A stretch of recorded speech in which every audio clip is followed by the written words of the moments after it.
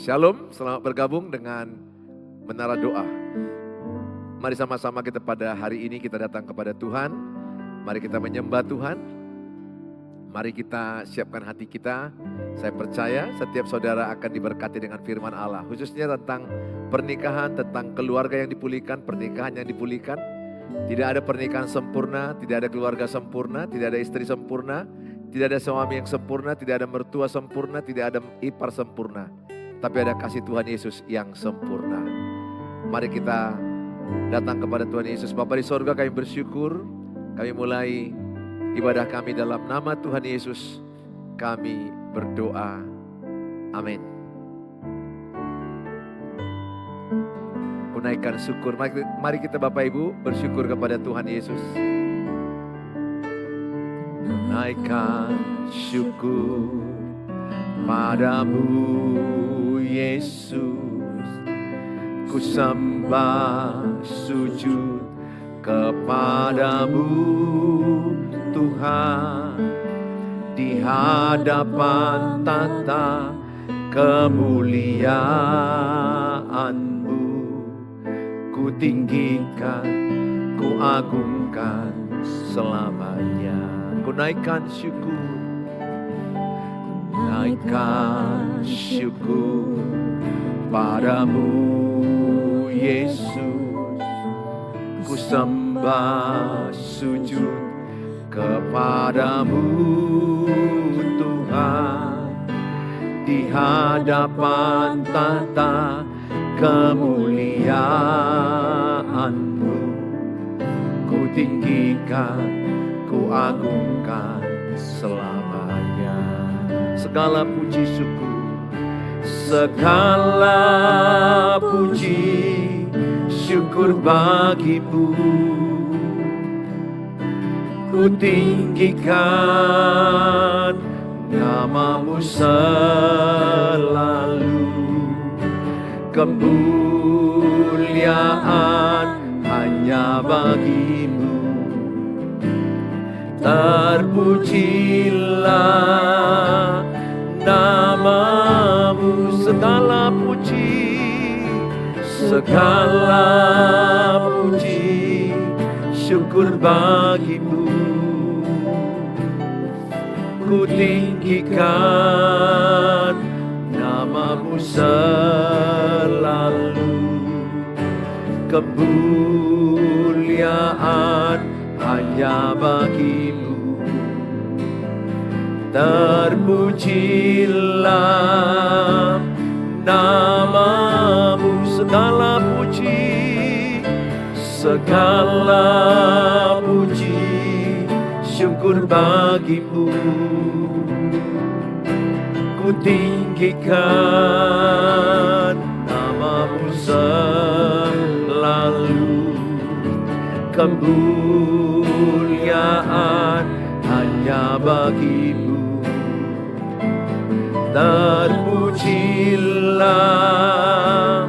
nama-Mu. Segala puji, segala puji syukur bagimu. Ku tinggikan nama-Mu selalu. Kemuliaan hanya bagimu. Terpujilah nama-Mu. Terpujian hanya bagimu. Terpujilah, terpujilah nama-Mu. Bapak Ibu, mari kita bersyukur kepada Tuhan. Percayalah, dalam bersyukur ada kuasa Tuhan. Dalam bersyukur kita diberkati Tuhan. Banyak yang sudah Tuhan perbuat. Lihat yang baik, lihat yang positif, kita bersyukur. Memang ada yang masih negatif, ada persoalan belum selesai. Tapi kalau kita melihat yang sudah diperbuat Tuhan, kita bersyukur kepada Tuhan. Ya, mari selalu pandang kebaikan Tuhan, hitung kebaikan Tuhan. Kita katakan, banyak yang Kau perbuat di dalam hidupku.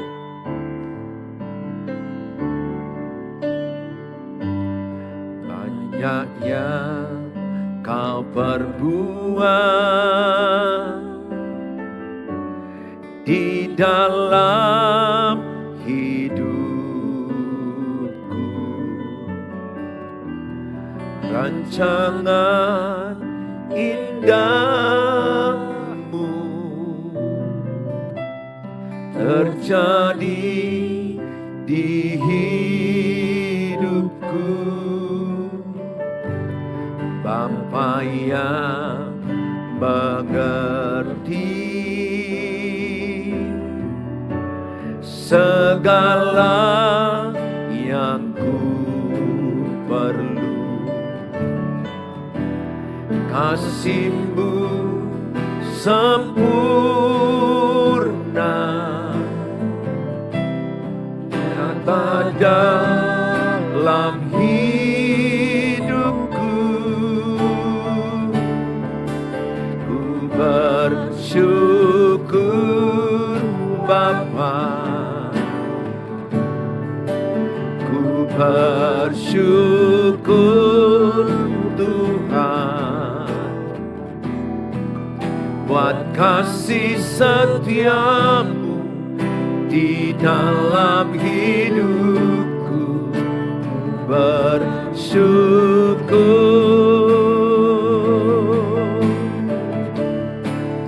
ku bersyukur Bapa, ku bersyukur Tuhan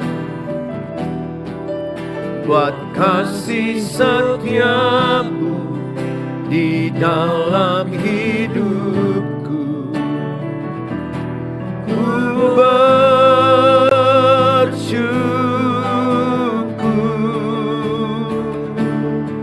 Tuhan.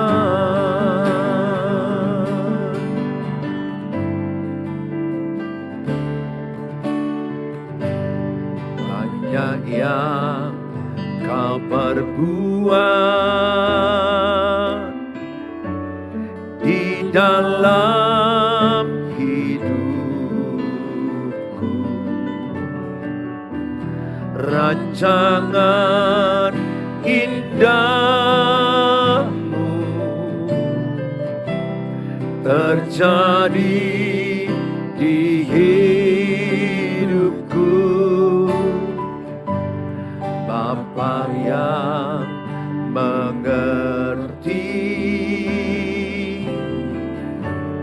segala yang ku perlu, kasih-Mu sempurna nyata dalam hidupku.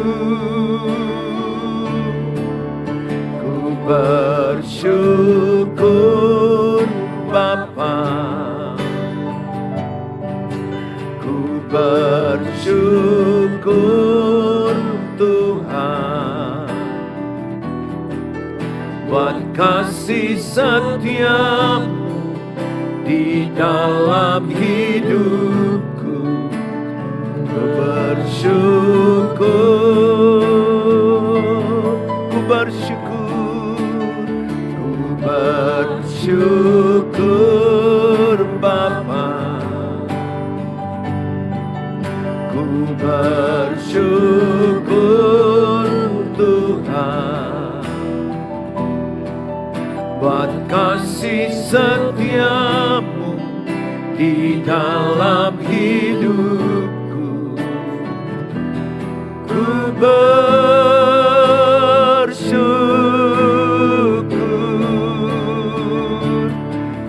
Tuhan, ku bersyukur Bapa, ku bersyukur Bapa, ku bersyukur Tuhan buat kasih setia-Mu di dalam hidupku. Bersyukur, bersyukur Bapa, ku bersyukur Bapa, ku bersyukur Tuhan, buat kasih setiamu di dalam hidupku. Ku bersyukur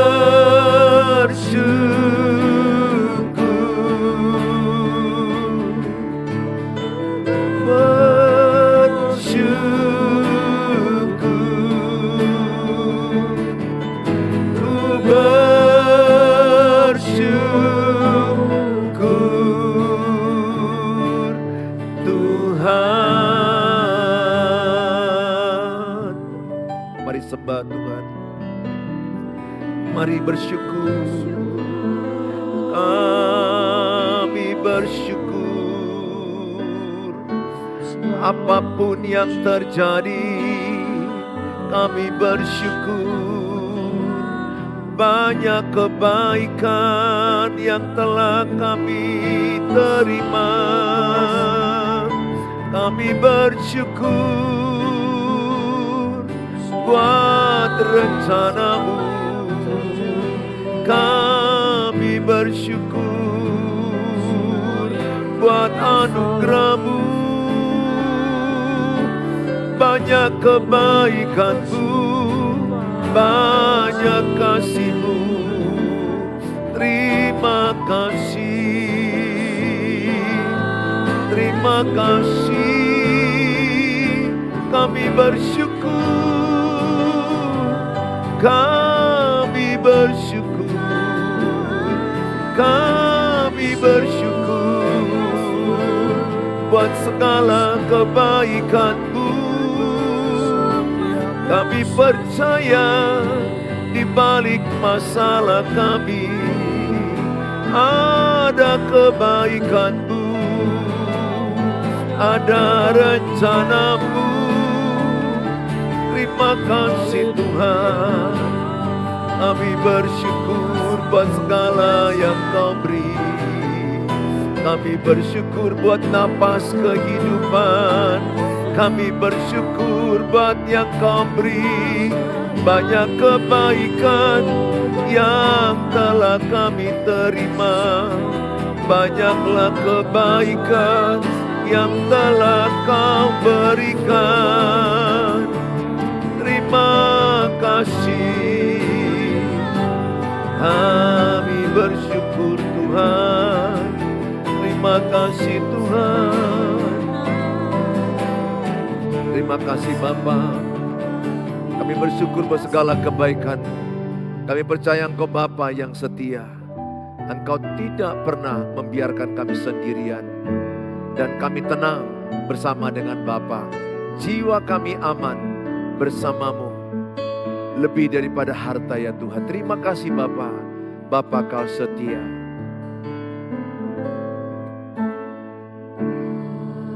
Bapa Kau setia. Bapa Kau mulia. Tenanglah jiwaku, aman bersamamu.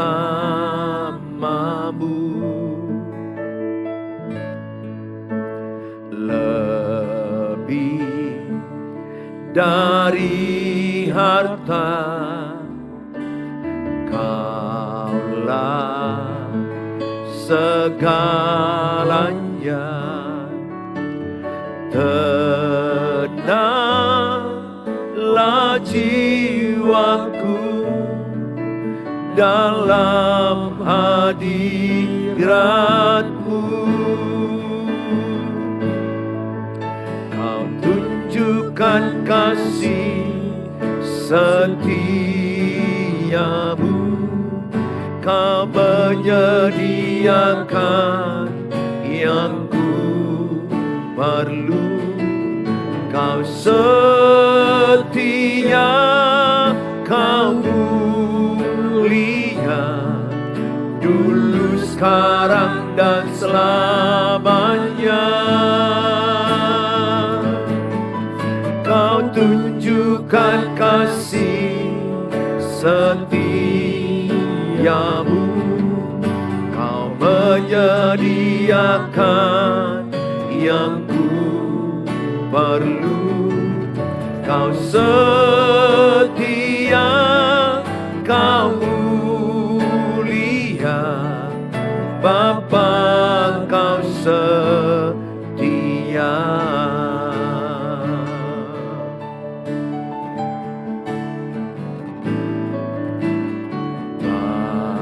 Bapa, Kau setia.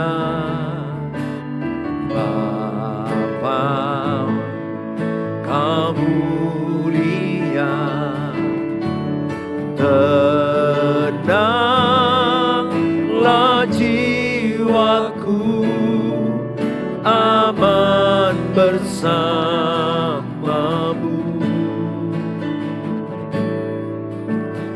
Lebih dari harta, Kaulah segalanya. Tenanglah jiwaku dalam hadirat-Mu. Kau tunjukkan kasih setiamu, Kau menyediakan yang ku perlu. Kau setia, Kau mulia, dulu, sekarang, dan selamanya. Kau tunjukkan kasih setiamu, Kau menyediakan yang ku perlu. Kau setia, Kau mulia, Bapa, Kau setia. Kau tunjukkan kasih setiamu, Kau menyediakan yang ku perlu. Kau setia, Kau mulia, dulu, sekarang, dan selamanya. Kau tunjukkan kasih setiamu, Kau menyediakan yang ku perlu. Kau setia, Kau mulia, Bapa, Kau setia.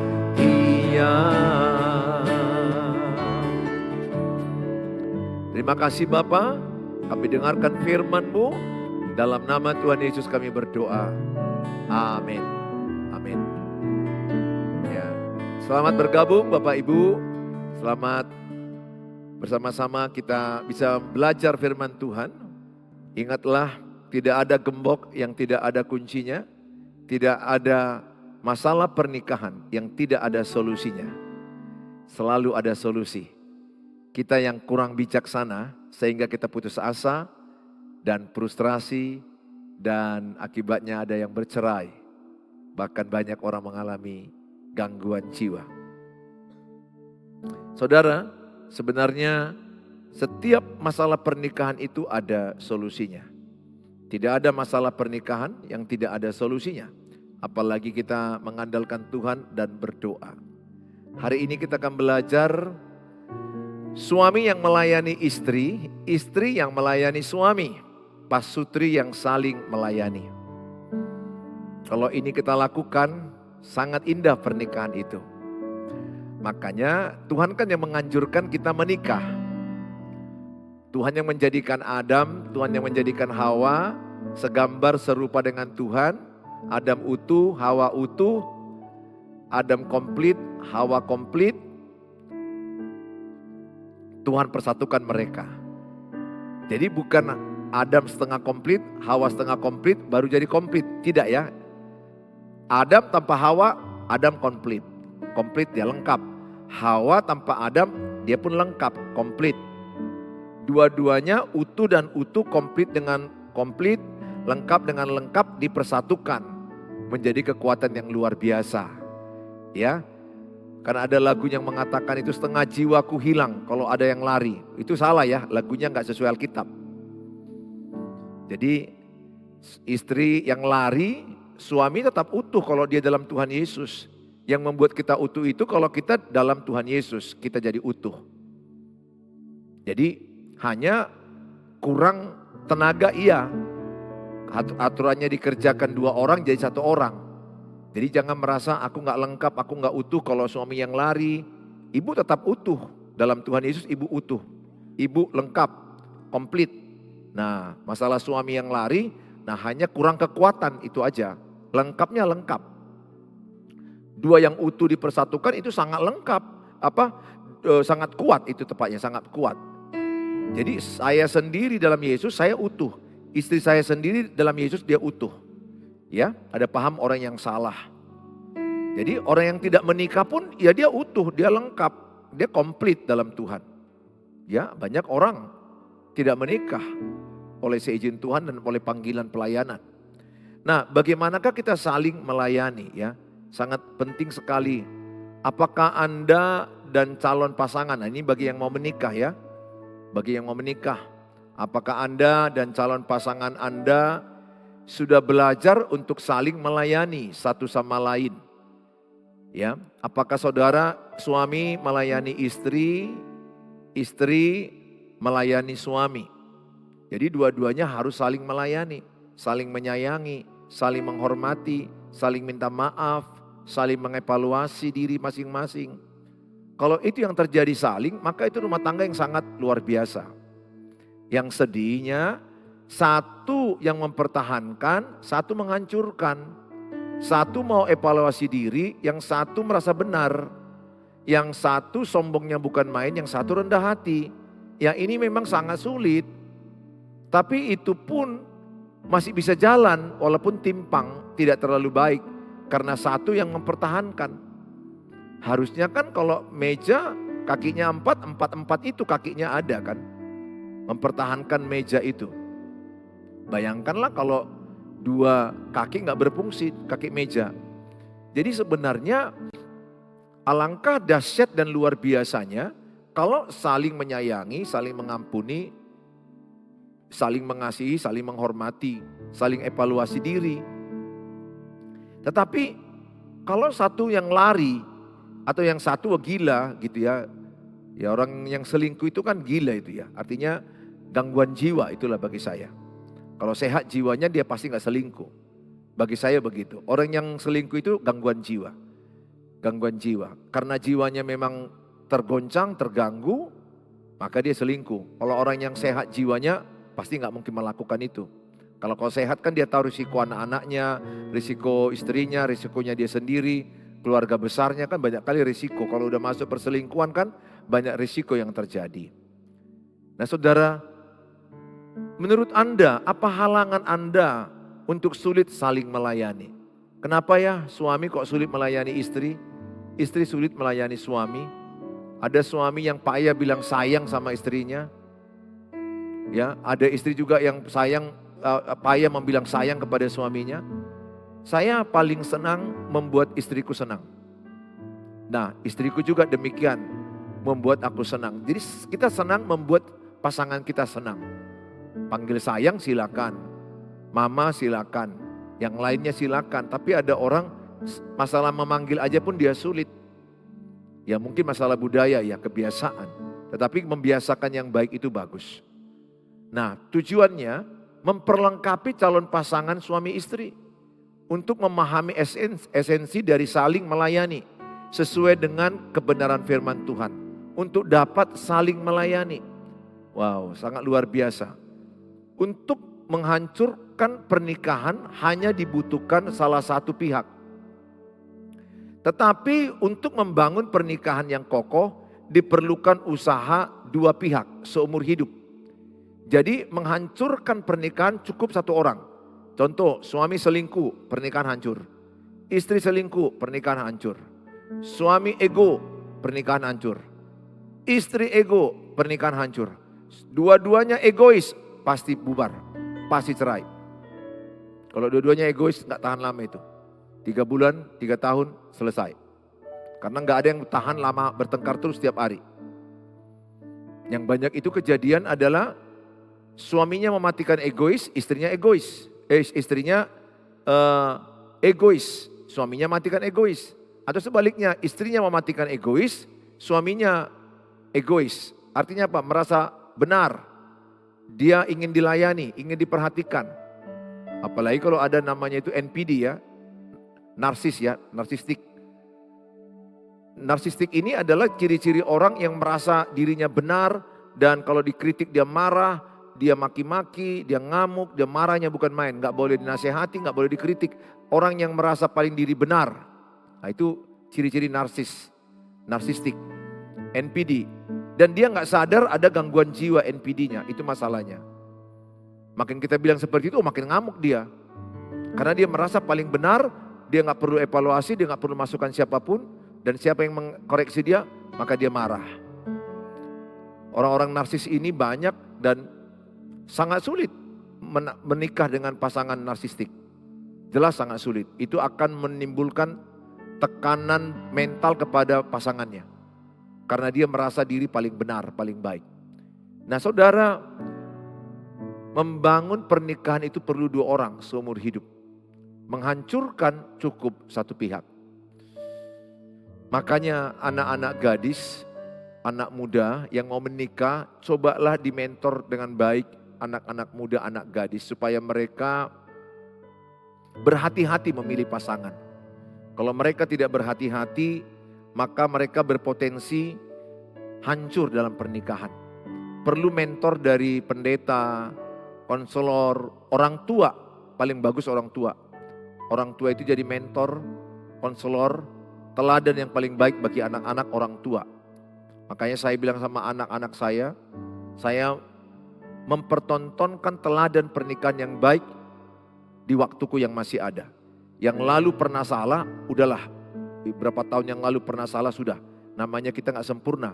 Tetapi hari ini dan seterusnya, saya mau mempertontonkan yang terbaik bagi anak-anak saya. Supaya mereka melihat teladan seorang ayah, teladan seorang suami, teladan seorang istri dan ibu. Saudara yang saya kasihi, penting sekali mengingatkan anak-anak kita untuk mereka berhati-hati siapakah pasangan hidup mereka, seumur hidup mereka sampai kematian memisahkan. Ini anak-anak gak sadar. Setelah mereka hancur, menyesal, bubar, baru kita terlibat. Harusnya dari awal ketika pemilihan jodoh anak, orang tua terlibat. Mendoakan, melihat karakter, memperhatikan imannya apakah sepadan. Semuanya itu harus diawali dengan ketika anak udah mau mendekati fase pacaran. Itu menentukan sekali. Saya begitu, ya dua-dua anak saya ikuti perkembangan sampai kepada pacaran. Dan sebelum sampai mereka mau jadian pun kami terlibat. Karena kami tahu kalau mereka hancur, kami juga hancur. Karena pernikahan anak-anak hancur, orang tua terlibat dalam kehancuran itu. Orang tua terlibat direpotkan dan orang tua akan banyak jadi sakit, susah, kepikiran. Lebih bagus kita capek duluan daripada capek melihat perceraian, perselingkuhan, pertengkaran yang tidak siap-siapnya. Saya begitu prinsip saya. Ini anak saya mau menikah, saya sudah 3 tahun ini membina, memberikan contoh, membina mereka resmi bagaimana pernikahan yang alkitabiah. Saudara, orang tua adalah teladan pernikahan terbaik bagi anak-anaknya. Karena kan anak-anak kan bersama kita tiap hari, tidur sama, makan sama, semeja, di ruangan tamu bersama-sama. Alangkah Indahnya kalau orang tua jadi teladan dalam pernikahan. Kenapa banyak hancur masalah pernikahan? Kurangnya teladan. Orang tua tidak jadi teladan. Minimnya teladan pernikahan. Kedua, kurangnya pengetahuan pernikahan. Kurangnya pengetahuan. Orang banyak belajar mau kaya, mau sukses S1, S2, S3. Tapi nggak banyak suami mau belajar jadi suami yang benar. Nggak banyak istri mau belajar jadi istri yang benar. Yang kebanyakan kulihat suami selalu menyalahkan istri, istri menyalahkan suami, orang tua menyalahkan anak, anak-anak menyalahkan orang tua. Kalau itu yang terjadi kepada ibu dan bapak, selalu orang lain yang salah, maka dirimu tidak pernah berubah. Harus sampai seperti yang ku alami. Aku yang perlu berubah. Jadi aku baca buku, aku ikut seminar, aku belajar dari kegagalanku, dari kegagalan orang lain. Dan sadari juga ada iblis yang ingin menghancurkan pernikahan-pernikahan dan keluarga-keluarga. Iblis ingin mencuri keluarga, mencuri pernikahan, membunuh keluarga, membinasakan keluarga. Harus sadar kita itu. Kita hidup di dunia yang ada iblisnya. Ada kuasa jahat, ada kuasa gelap yang ingin menghancurkan pernikahan dan keluarga-keluarga. Saya berdoa setiap saudara menyadari itu. Nah saudara, alangkah baiknya pasangan yang saling melayani. Markus 10 ayat 45. Karena anak manusia juga datang bukan untuk dilayani, melainkan untuk melayani. Dan untuk memberikan nyawanya menjadi tebusan bagi banyak orang. Jadi Tuhan Yesus datang untuk melayani, bukan untuk dilayani. Ini spirit yang diajarkan Tuhan Yesus. Semua pengikut Tuhan Yesus harus sama spiritnya, yaitu spirit melayani, bukan dilayani. Yesus melayani sampai rela mati di kayu salib, memberikan nyawanya. Saudara, alangkah baiknya seorang suami melayani istri, melayani anak-anaknya, seorang ayah melayani anak-anaknya. Enggak apa-apa kita mengambilkan makanan untuk anak-anak kita sama istri kita. Di rumah saya itu saya masak nasi itu biasa, cuci piring itu biasa, nyapu itu biasa. Bisa aja saya suruh orang lain, bisa aja. Tetapi saya senang kalau saya masih ada waktu, ada kesempatan, saya cuci piring, saya nyapu, saya membersihkan dengan senang hati. Karena bahasa kasih istriku itu adalah melayani. Jadi kalau saya melayani dia senang, terpenuhi bahasa kasihnya. Nah, kalau bahasa kasih saya sentuhan, saya senang. Nah saudara masing-masing berbeda bahasa kasih. Ada bahasa kasih quality time, ada bahasa kasih kata-kata, pujian, pengakuan. Ya, macam-macam ada bahasa kasih, ada 5 bahasa kasih. Melayani. Sangat penting istri engkau melayani suami. Termasuk melayani hubungan suami istri. Ini persoalan banyak.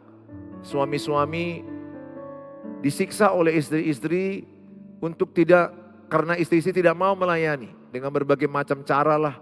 Nanti di rumah udah langsung pakai salompas di keningnya. Udah pakai salompas di sini. Sementara suaminya udah butuh biologis. Udah butuh pelayanan secara biologis. Datang istri pakai minyak nyonyong, minyak jelantah. Manalah tumbuh hormon suamimu begitu. Sangat penting kita melayani suami ya. Istri-istri, engkau melayani suami dalam hubungan seks itu adalah perintah Tuhan. Demikian juga suami melayani istri dalam kebutuhan seks. Sampai begitu, itu sampai saling melayani. Jadi sebelum kebutuhan di tempat tidur atau kebutuhan biologi, seks, itu adalah dimulai dengan saling melayani dengan cara-cara yang baik. Yaitu saling memperhatikan, saling membantu, saling memuji. Hal-hal ini penting dibangun supaya hormonal daripada si istri terbangun. Ingat ya, perempuan itu kan dalam kebutuhan seks kan hormonnya lambat. Kalau laki-laki itu kan hormonnya siap siaga, kapan aja siap.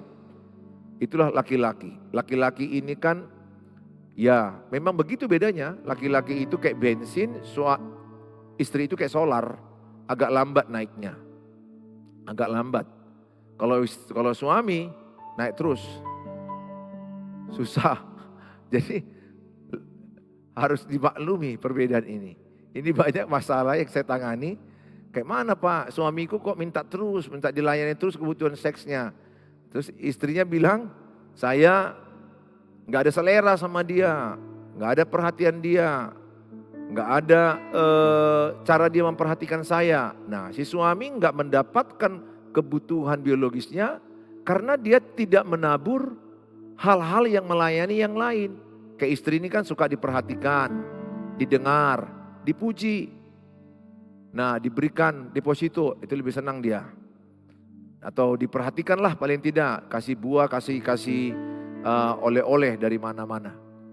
Saudara yang saya kasihi, intinya apa? Milikilah spirit untuk saling melayani. Ya, kita nggak usah tabu membicarakan kebutuhan biologis ya. Saya pendeta, saya dokter, tidak usah malu membahas itu. Yang salah itu tidak boleh melakukan hubungan seks di luar suami istri, itu nggak boleh.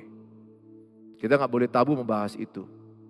Harus diajarkan oleh pendeta, suami istri itu harus memang melakukan hubungan seks untuk mereka saling melayani sesuai dengan kemampuan dan kesehatan tentunya. Nggak sama. Ini sangat penting diajarkan. Bukan hanya saling melayani dalam kasih perhatian sampai kepada kebutuhan biologis. Kita harus ikuti teladan Yesus. Pentingnya prinsip melayani. Dalam keluarga yang fungsional akan bertumbuh suatu kesadaran bahwa melayani orang lain merupakan salah satu panggilan hidup yang paling tinggi. Jadi ketika kita melayani orang lain, itu panggilan hidup paling tinggi. Ketika saya melayani orang lain, itu panggilan hidupku yang paling tinggi. Ketika saya melayani istri, melayani anak-anak, saya dengan segenap hati. Kalau kadang-kadang kan istri bilang, Pak, tolong ambilkan dulu sisirku di lantai 3. Kita ambil, mana tahu ketinggalan. Anak-anakku juga kadang berkata, Pak, tolong antarkan bukuku ketinggalan, tolong antar ke kampus. Saya layani, saya antar ke kampus. Demikian juga saya kadang minta tolong sama anak, sama istri. Artinya apa? Saling melayani dalam pernikahan itu sangat bagus. Saudara, kita belajar sikap hamba. Sangat penting memiliki sikap hamba. Tuhan mengajarkan agar kita melayani sesama tanpa memandang apakah ia layak atau tidak layak. Nah, kita belajar sikap hati yang benar. Karakter Kristiani adalah menghidupi pengajaran Alkitab yang mementingkan sikap hati. Sikap hati di balik sebuah tindakan. Nah, di kolom-kolom coba tulis ya, di kolom-kolom Bapak Ibu. Saya ada untuk melayani. Ya. Atau saya suka melayani. Itu tulis. Saya suka melayani. Karena melayani itu adalah pelayanan. Melayani itu adalah pelayanan dan ibadah. Ya. Bukan dilayani. Tulis itu. Saya suka melayani, bukan dilayani. Kalau dilayani itu kan egois. Bos, ingin diperhatikan. Kita hamba, mau melayani. Saya suka melayani. Ya, bukan dilayani. Istri sukalah melayani suami. Pelayanan makan, siapkan makannya. Siapkan pakaiannya. Siapkan itu kalau memang bisa seperti itu, why not ya? Sangat bagus melayani suami seperti itu. Itu juga ibadah, pelayanan. Melayani Tuhan bukan harus di gereja. Melayani Tuhan ketika melayani suami. Ketika kita melayani makanannya, bajunya, memberangkatkan dia kerja, itu melayani. Ya, termasuk melayani kebutuhan biologis suami. Tentunya sesuai dengan kondisi dan situasi yang ada. Sangat penting saling melayani. Suami juga melayani. Kadang istri saya minta kusuk di belakang, punggungnya sakit, kakinya kebas. Saya kusuk. Dengan senang hati saya mengkusuk. Dengan senang hati mengkusuk. Sangat baik kalau suami melayani istri. Kita perhatikan apa yang dibutuhkan oleh pasangan kita. Melayani dengan menyediakan waktu. Saudara, sediakan waktumu untuk pasanganmu. Mengenali 5 kebutuhan istri. Yang pertama, kebutuhan istri adalah disayangi, diperhatikan, disayangi, dikasihi. Sering-seringlah suami bilang kepada istrimu, "Hai sayangku." Ini bukan istrinya dibilang sayangku, istri orang lain, anak gadis orang lain. Harus sering kita mengatakan, "Hai sayangku." Ya, istri itu paling utama kebutuhannya disayangi, dikasihi, diterima, diperhatikan, dipuji, didengar. Sangat penting didengar. Dengarlah keluh kesah istrimu, curhatan hati istrimu. Dengarkan, ada banyak cerita istri. Istri banyak menyimpan cerita dalam hati mereka. Sehingga mereka butuh telinga seseorang. Kalau nanti yang mendengar adalah laki-laki lain, makanya istri selingkuh. Kenapa istri bisa selingkuh? Karena dia suka bercerita dengan laki-laki lain. Bukan dengan suaminya. Karena suaminya sibuk dan tidak mau mendengarkan cerita istrinya. Enggak punya waktu dan tidak suka mendengar. Nah, ada pemuda lain, ada bapak-bapak lain yang mendengarkan, yang memperhatikan dia, memuji dia. Udahlah, terjadilah perselingkuhan. Saudara harus sadari itu bahwa sangat penting mendengar pasangan. Sangat penting saling berkomunikasi, percakapan. Kemudian istri sangat membutuhkan suami yang jujur. Suami yang jujur. Nah, ini penting, saya melatih menjadi suami yang jujur kepada istri saya. Kan masalah banyak sekarang trust issue ya. Masalah-masalah ketidakpercayaan ini banyak terjadi. Nah, latihlah jadi suami yang jujur. Kalau berangkat ke kota A, katakan ke kota A. Kalau berangkat ke tempat kerja, jangan lari. Ketika sekali berbohong, maka engkau akan payah dipercaya. Demikian juga istri, engkau jujur sama suami. Ketika engkau berbohong, engkau akan payah dipercaya. Ketika orang sekali berbohong, akan payah dipercaya. Kejujuran sangat penting. Keterbukaan sangat penting. Bersedia untuk terbuka dan mengakui kesalahan. Istri sangat senang ketika suami mau terbuka dan jujur mau mengakui kesalahan. Apalagi misalnya, ya mau suami mengaku, "Maaf, aku tadi ketemu dengan mantan tapi tidak sengaja. Ketemunya di sini jam segini, I'm sorry, minta maaf." Daripada nanti orang lain yang memberitahukan kepada istrimu. Tidak ada manusia, tidak ada suami yang sempurna. Keterbukaan dan kejujuran sangat dibutuhkan seorang istri. Ya, istri sangat membutuhkan telinga suami untuk mendengar cerita dia. Sangat membutuhkan. Istri itu 15.000 kata satu hari, kalau laki-laki nggak sampai 5.000 kata. Dan istri sangat membutuhkan dilayani dalam dukungan keuangan dan penghargaan. Saudara, suami berkewajiban memenuhi kebutuhan istri dalam keuangan. Hai suami, kasihlah gajimu kepada istrimu untuk dikelola atau dikelola bersama. Saya mengajarkan supaya keuangan ini penting disehatkan. Masalah pernikahan banyak masalah keuangan. Mana istri lagi cicil di mana-mana, utang di mana-mana, suami jadi stres. Tapi di sini juga suami ketika dapat gaji, kasihlah kepada istrimu. Dikelola bersama-sama, itu lebih tepatnya. Cuma siapa yang megang, siapa yang membuat pembukuan. Tapi pengelolaan bersama.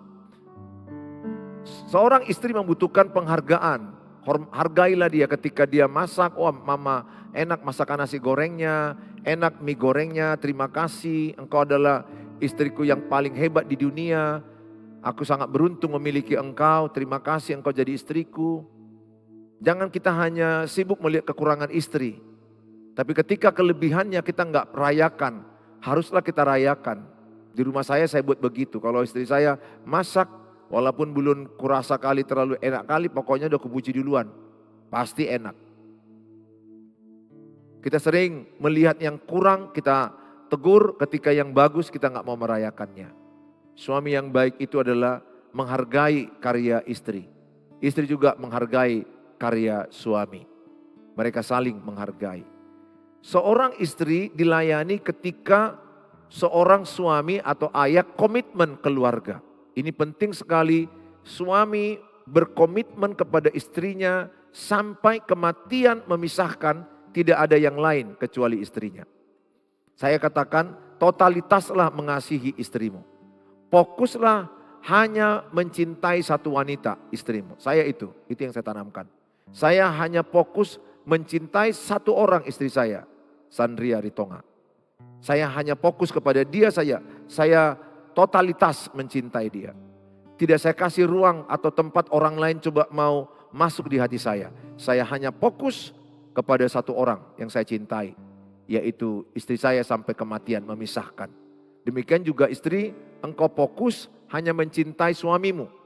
Engkau fokus totalitas mencintai suamimu. Jangan kasih ruang kepada laki-laki lain. Jangan kasih ruang. Ya, komitmen penting, menjaga pernikahan penting sekali ada komitmen. Laki-laki yang kuat itu adalah laki-laki yang berkomitmen. Mengenali 5 kebutuhan suami. Suami akan terlayani, salah satu adalah ketika istri mau mengerti dan mau melayani dalam kebutuhan biologis. Seks. Nah, bagi laki-laki ini memang kebutuhan yang sangat tinggi bagi mereka. Beda dengan wanita. Itu memang udah begitu bawaannya. Jadi gak perlu menyalahkan siapapun. Tetapi laki-laki tidak boleh memberhalakan seks. Tidak boleh terlalu mendewa-dewakan seks. Tidak boleh diperbudak oleh seks. Nanti engkau pasti selingkuh. Bapak-bapak pasti selingkuh. Setiap bapak-bapak yang terlalu berlebih-lebihan memikirkan seks, pasti berzina, bercabul dan selingkuh. Jangan mau diperbudak oleh tipu daya iblis. Dan kalau sudah masuk perzinahan, perselingkuhan, habislah rumah tanggamu, anak-anakmu hancur. Jadi seorang suami itu berfokus kepada Tuhan Yesus.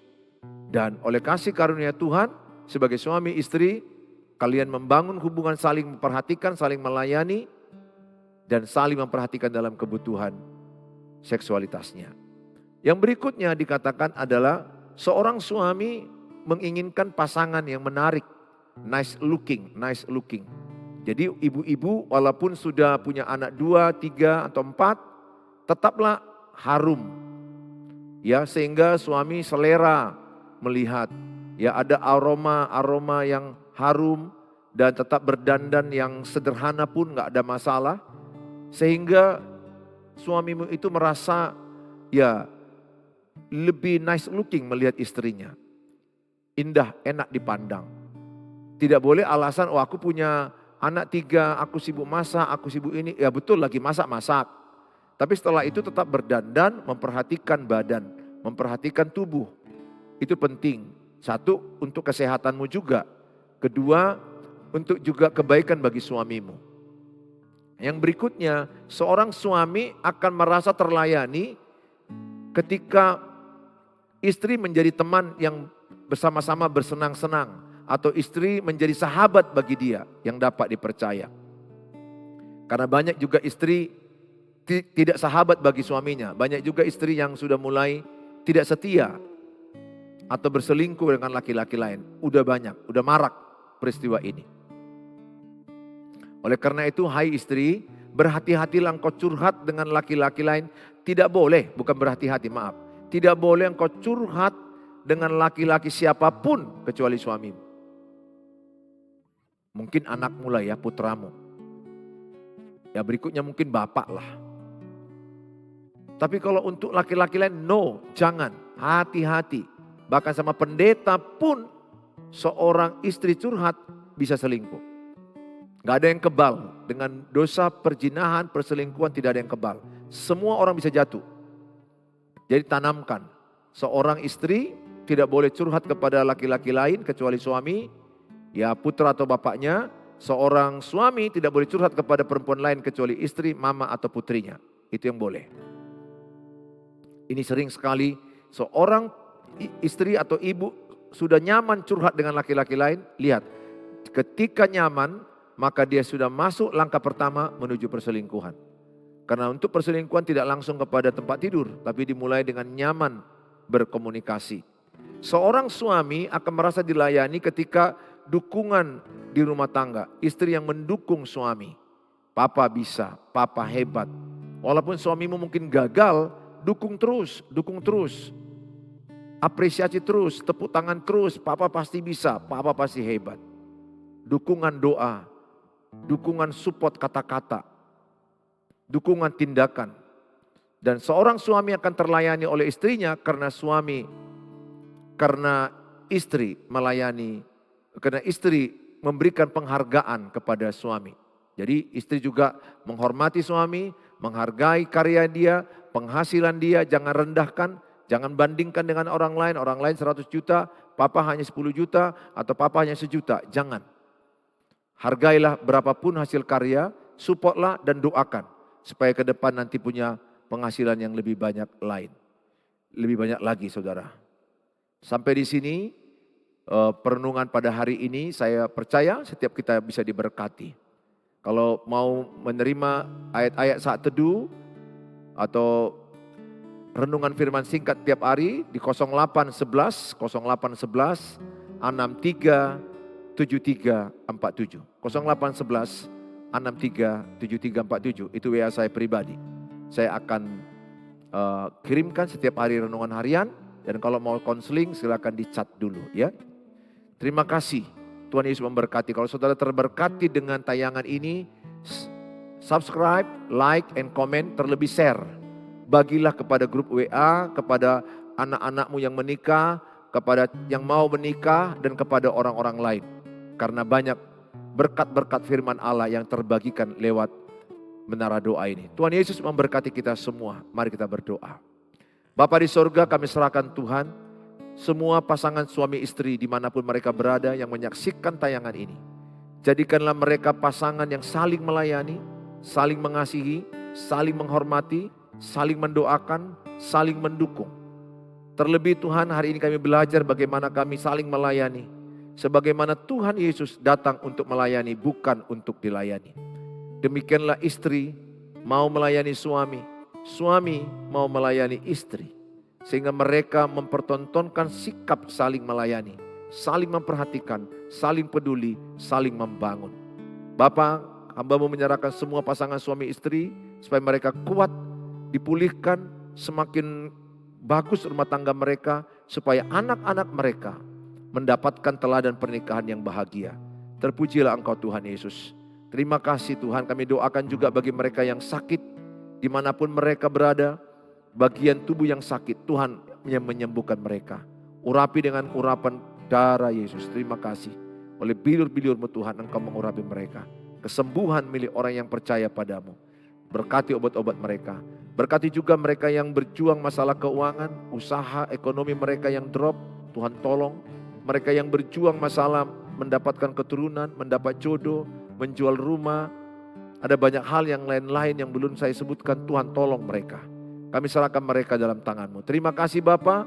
Di dalam nama Tuhan Yesus Kristus kami berdoa. Mari kita mengucapkan doa Bapa kami. Bapa kami yang di sorga, dikuduskanlah nama-Mu. Datanglah kerajaan-Mu, jadilah kehendak-Mu di bumi seperti di sorga. Berikanlah kami pada hari ini makanan kami yang secukupnya. Dan ampunilah kami akan kesalahan kami, seperti kami juga mengampuni orang bersalah pada kami. Dan janganlah bawa kami ke dalam pencobaan, tapi lepaskanlah kami daripada yang jahat, karena Engkau yang punya kerajaan dan kuasa dan kemuliaan sampai selama-lamanya. Amin. Bawalah berkat, damai, sejahtera dari Allah Bapa, cinta kasih sempurna dari Tuhan Yesus, penyertaan dari Allah Roh Kudus, menyertai kita yang percaya, katakan amin. Amin.